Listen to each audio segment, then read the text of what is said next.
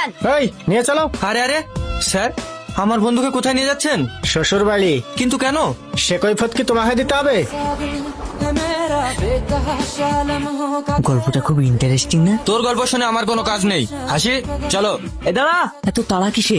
গল্প শুরু দেখলি শেষটা দেখবি না? সেলিম, তুই? সেলিম তুমি?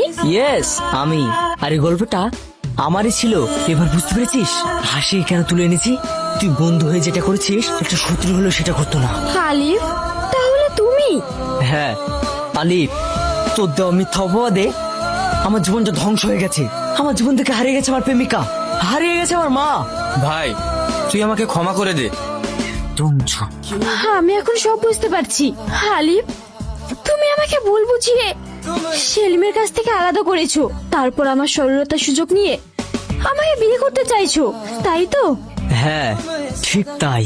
আর আমি পাগলের মতো আলিফকে বিশ্বাস করে ওকে বিয়ে করতে যাচ্ছিলাম। ছি, এটা আমি কি করেছি? আমি অনেক বড় ভুল করেছি, অনেক বড় ভুল। সেলিম, তুমি আমাকে ক্ষমা করো। এতে তোমার কোনো দোষ নেই, সব দোষ আলিফের। চলো।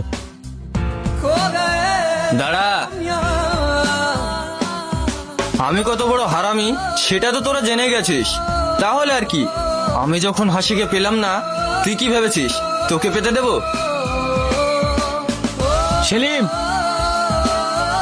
আলিফ, তোকে একটা সুযোগ দিয়েছিলাম কিন্তু তুই নিতে পারলি না। Good luck.